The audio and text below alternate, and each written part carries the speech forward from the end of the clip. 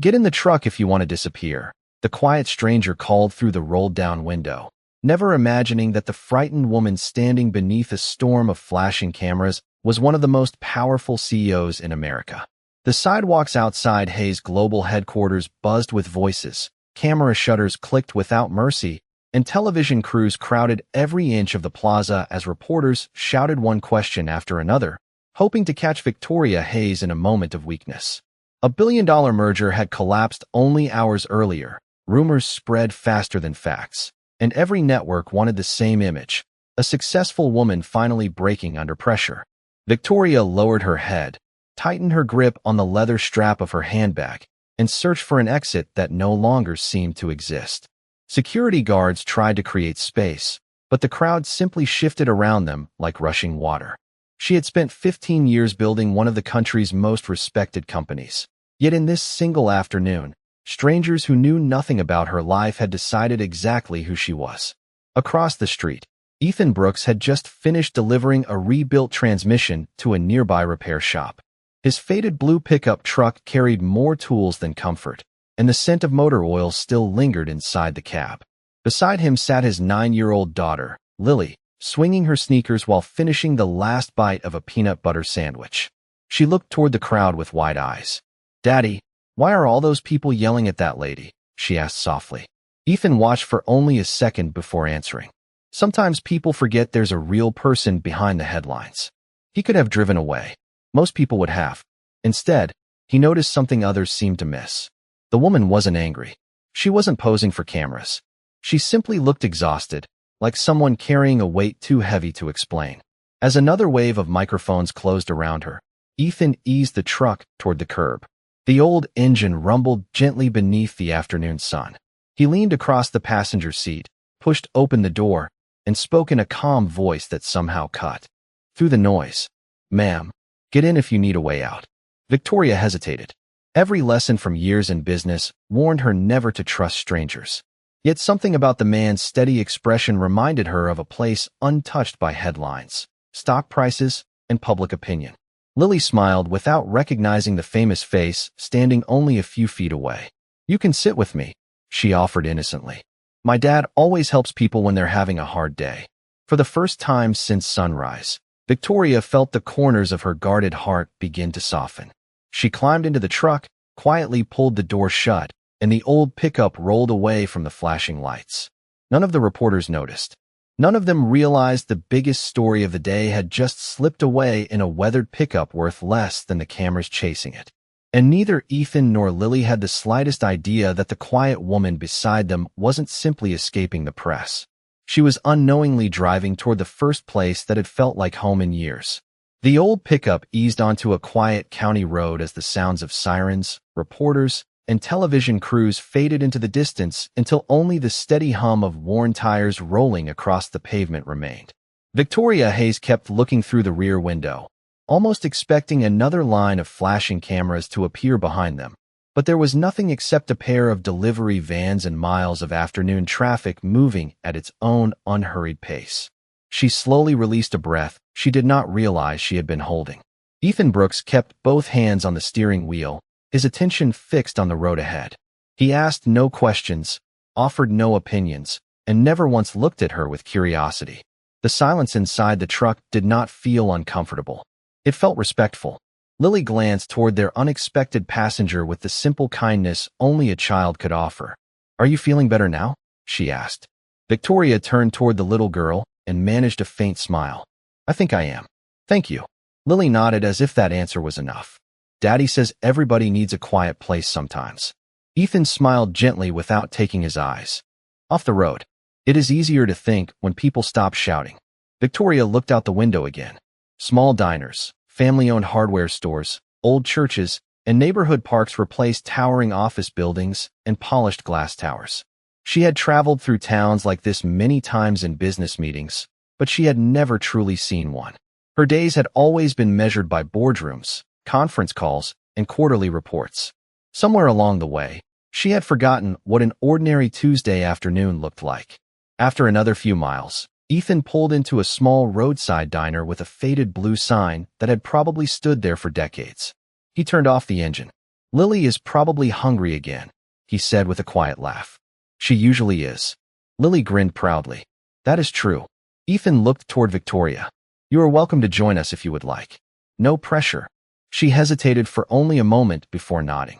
Inside, the diner smelled of fresh coffee, grilled burgers, and homemade apple pie.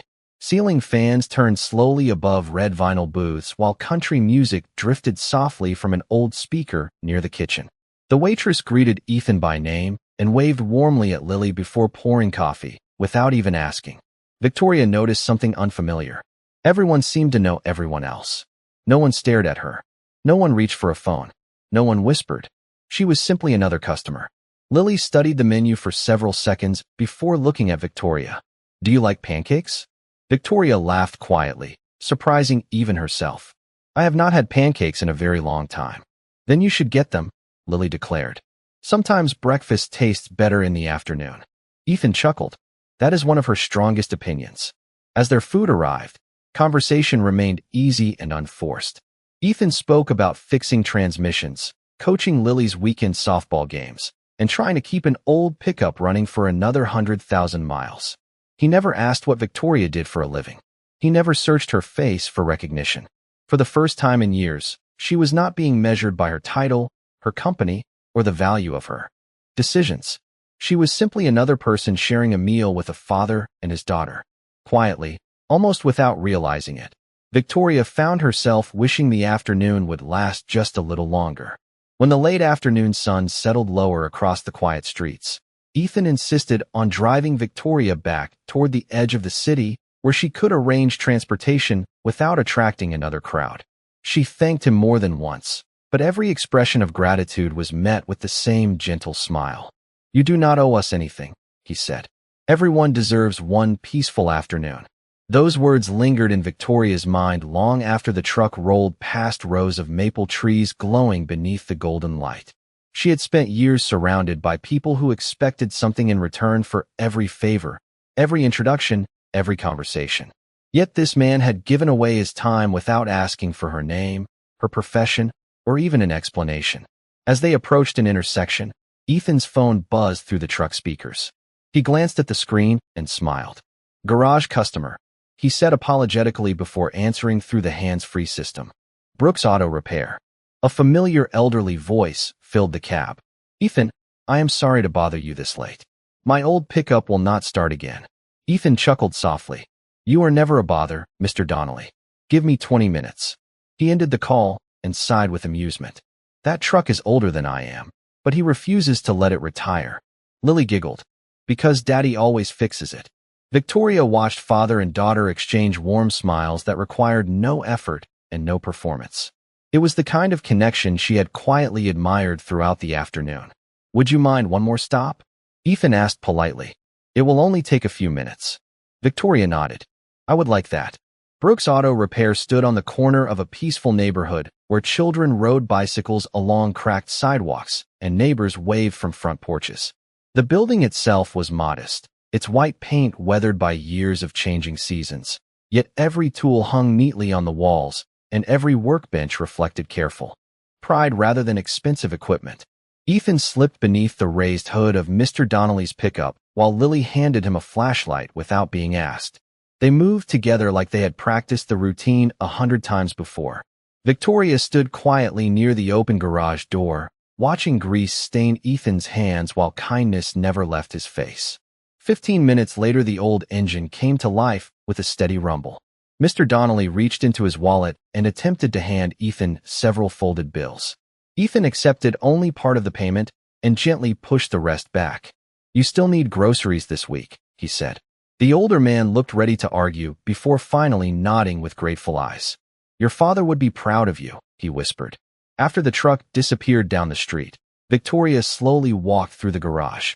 Family photographs lined a small wooden shelf beside certificates from local youth baseball leagues and Lily's colorful school drawings. Nothing spoke of wealth. Everything spoke of love. She realized she had spent years inside offices decorated with polished awards and framed magazine covers. Yet none of them had carried the warmth filling this simple garage. Ethan closed his toolbox and looked toward her.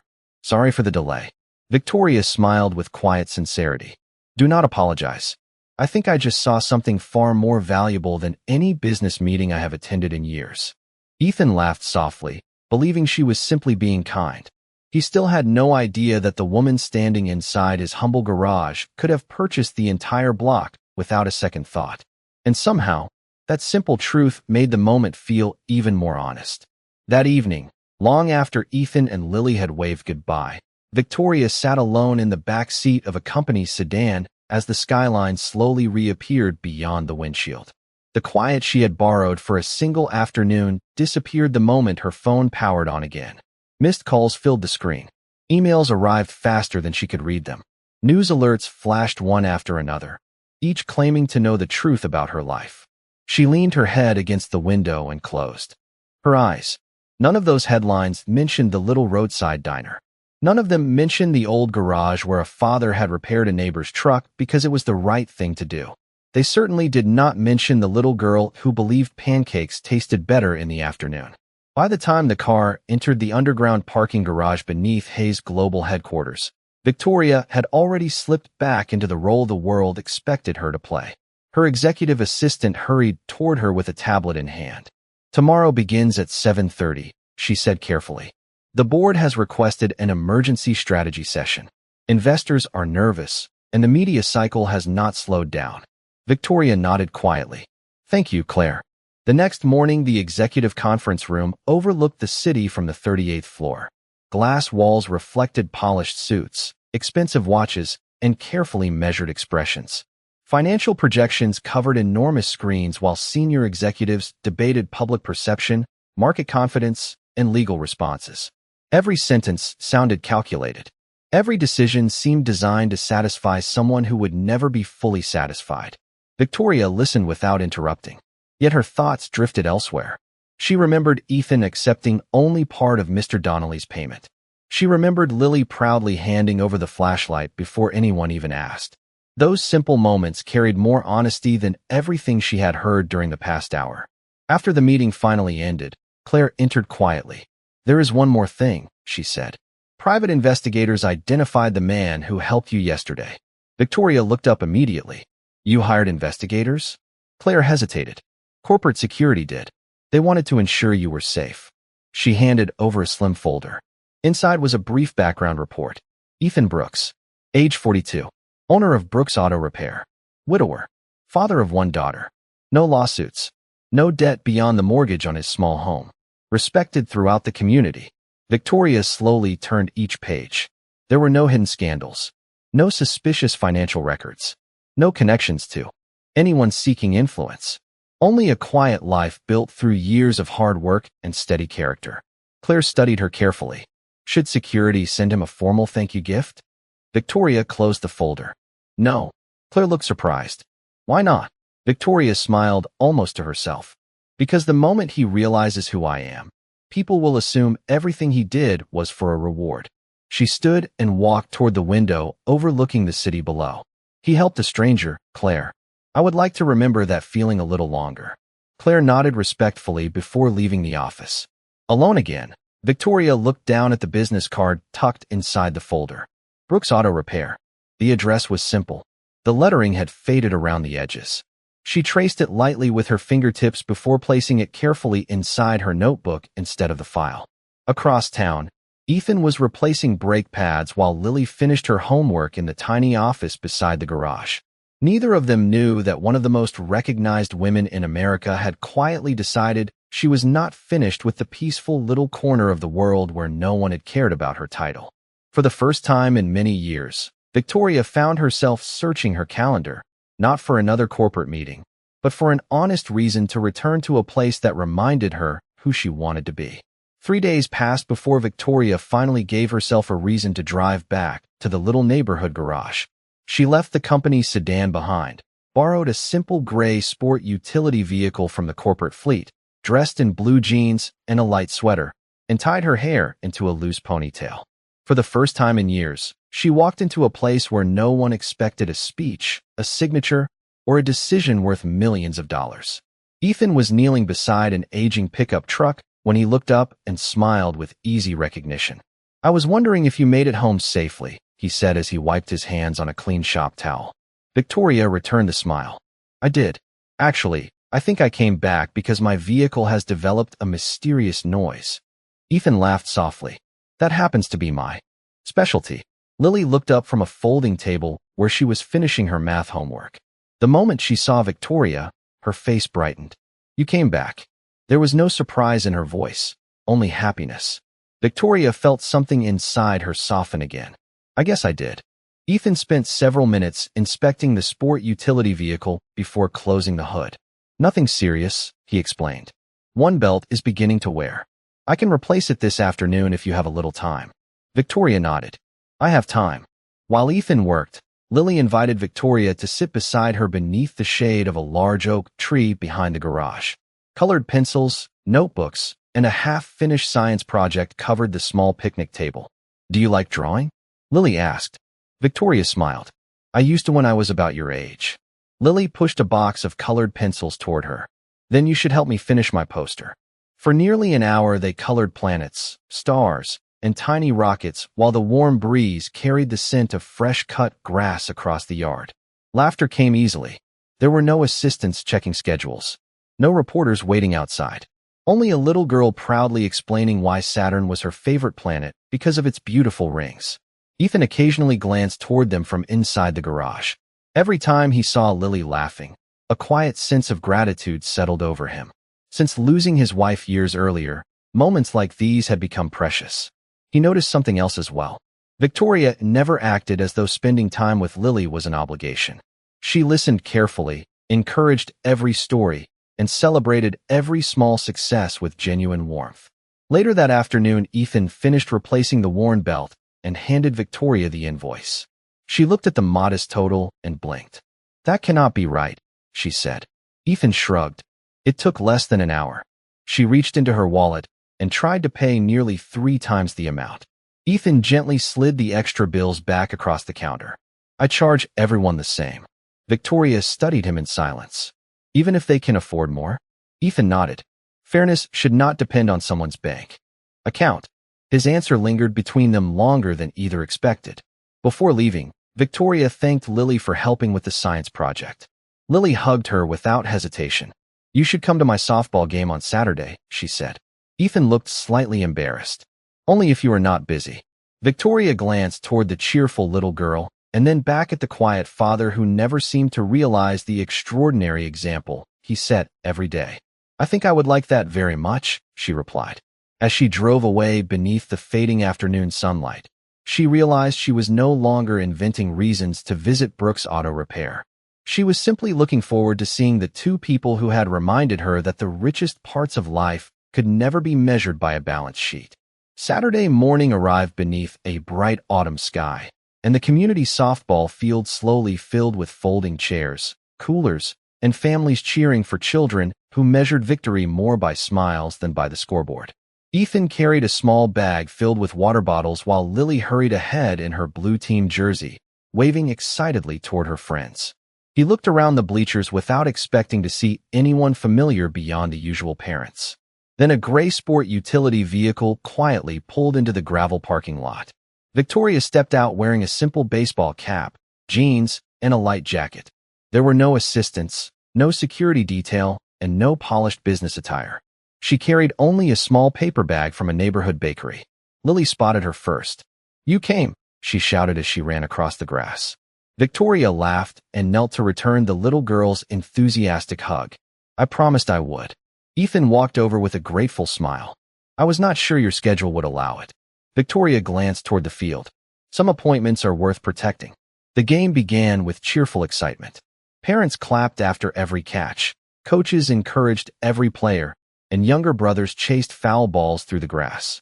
Victoria found herself laughing more than she had in months, especially whenever Lily celebrated reaching first base as though she had just won a championship. During the break between innings, Ethan poured lemonade into 3 paper cups while the 3 of them sat beneath the shade of a large maple tree. This is probably not how you usually spend a Saturday, Ethan said.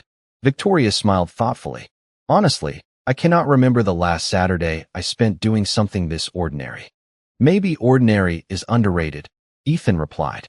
Before Victoria could answer, A familiar ringtone interrupted the peaceful moment. She glanced at the screen. Claire. She hesitated before answering. Everything all right? Claire's voice sounded unusually tense. There is something you need to know. A freelance photographer has been tracking your movements since earlier this week. We believe someone followed your vehicle this morning. Victoria slowly looked around the park. At first, she saw only families enjoying the sunshine. Then, near the far parking area, she noticed a man standing beside a dark sedan, holding a long camera lens pointed toward the softball field. He remained far away and never approached, but the direction of the camera made his purpose unmistakable. Ethan noticed her expression change. Is something wrong? Victoria lowered her phone. I think someone from the media found me. Ethan quietly followed her gaze. He did not panic. He did not become angry. He simply nodded with calm understanding. Then they will probably assume the story they want before they ever learn the truth. Victoria looked down at Lily, who was laughing with her teammates without noticing anything unusual. A quiet sadness settled over her. I never wanted my world to follow me here. Ethan spoke gently. You did not bring trouble. You brought kindness. Those are not the same thing. Yet before the afternoon ended, several more photographs had already been taken from a distance.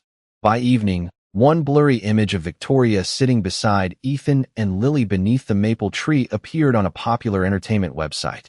The headline did not ask questions. It declared conclusions.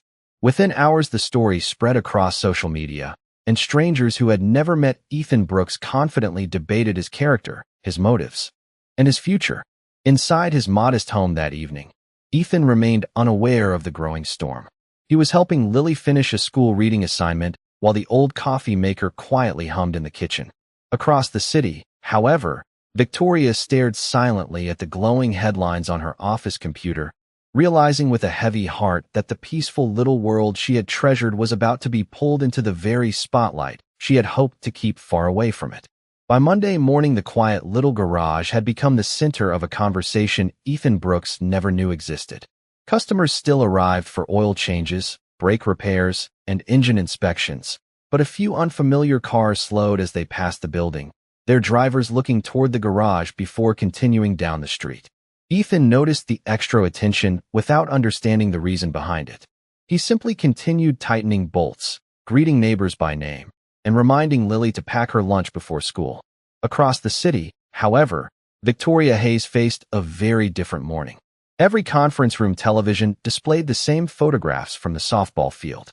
Commentators invented stories they could not prove. Online headlines questioned Ethan's intentions without ever speaking to him. During an emergency meeting, one board member folded his hands and spoke with careful diplomacy. Public perception matters. We recommend ending all personal contact until this story disappears. Another executive nodded in agreement. A brief statement denying any personal relationship should settle the situation. Victoria listened in complete silence. The polished room felt colder than usual.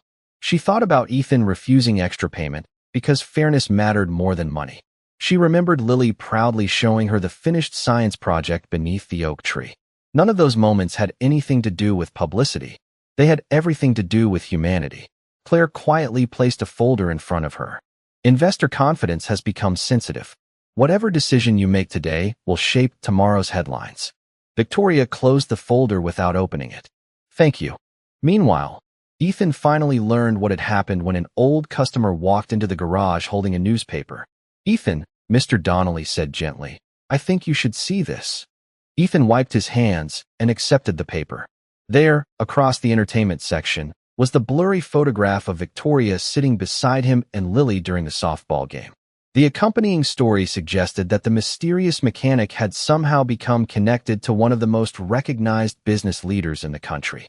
Ethan read the article once, then quietly folded the newspaper. They have the story wrong, he said. Mr. Donnelly nodded. Most people around here already know that. Ethan thanked him and placed the paper beneath the counter without another word. That evening, after Lily had gone to bed, he sat alone on the front porch watching the last orange light disappear beyond the trees. He understood enough about public attention to know it rarely stopped on its own. If Victoria continued visiting the garage, every photograph would place another burden on her company and another spotlight on Lily's peaceful childhood. The next morning his phone rang just before the shop opened. Victoria's name appeared on the screen for the first time. Ethan answered with the same calm voice she had come to recognize.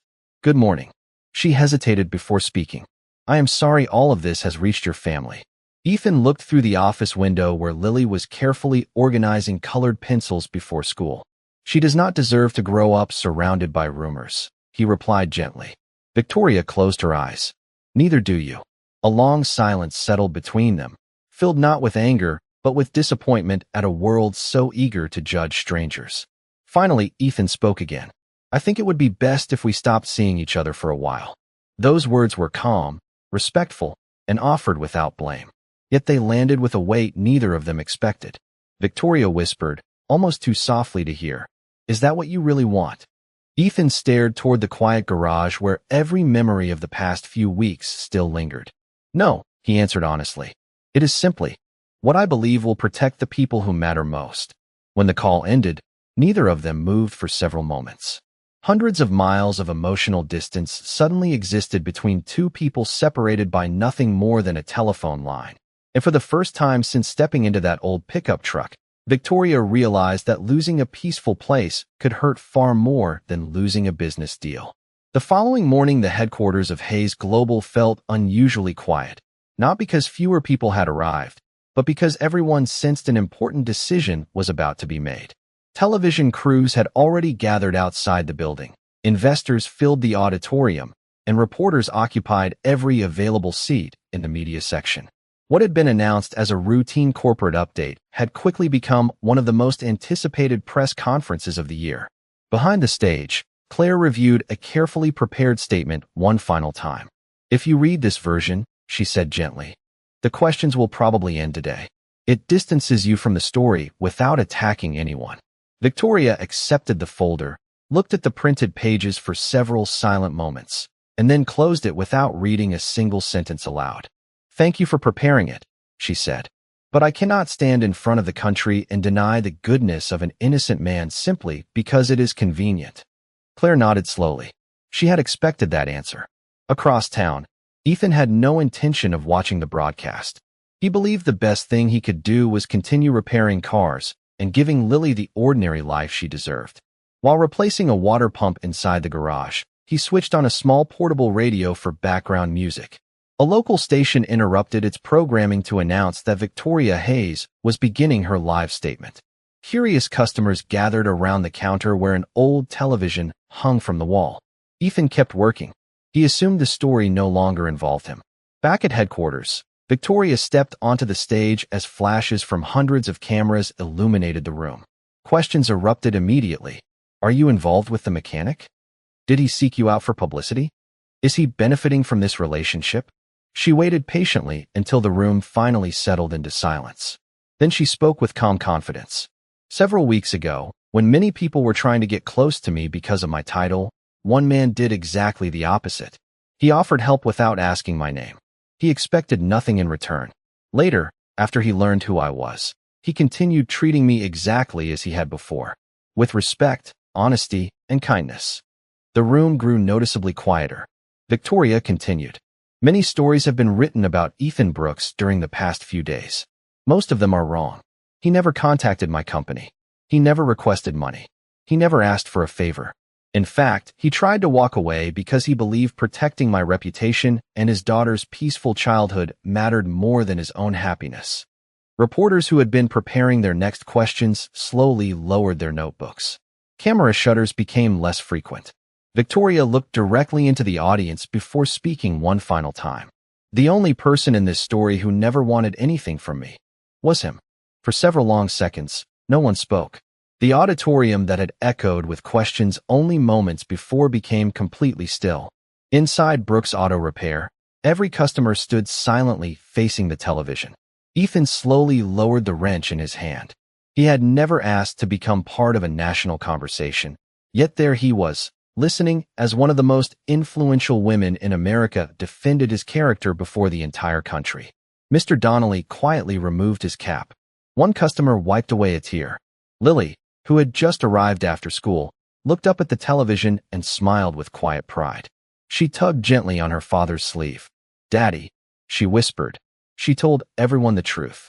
Ethan could not find the words to answer.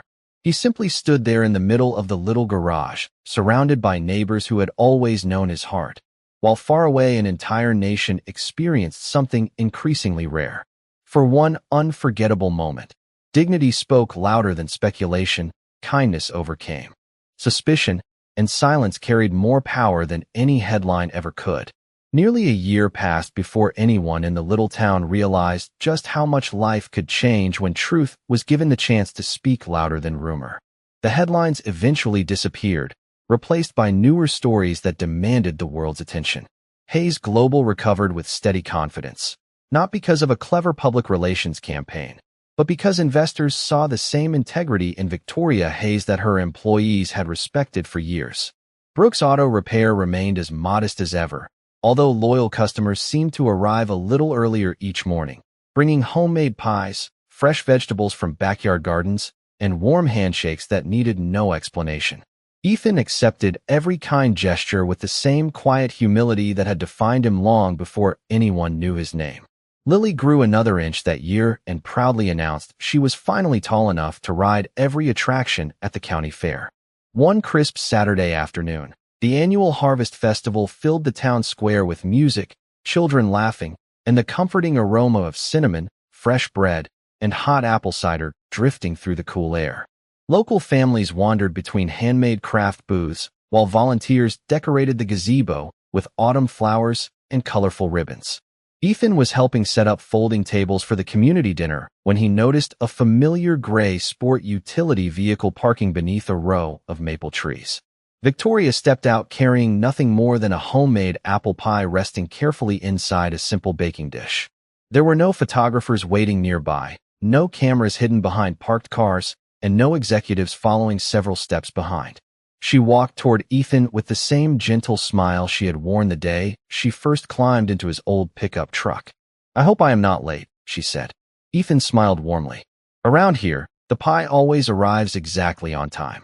Lily ran across the grass and hugged Victoria with the joyful confidence of someone greeting family rather than a guest. The afternoon unfolded without speeches or grand announcements. Together they served meals to neighbors, laughed with children decorating pumpkins, and listened as a local bluegrass band played familiar songs beneath the golden afternoon sky. As the sun slowly settled beyond the hills, the festival lights flickered on one by one, casting a warm glow across the town square.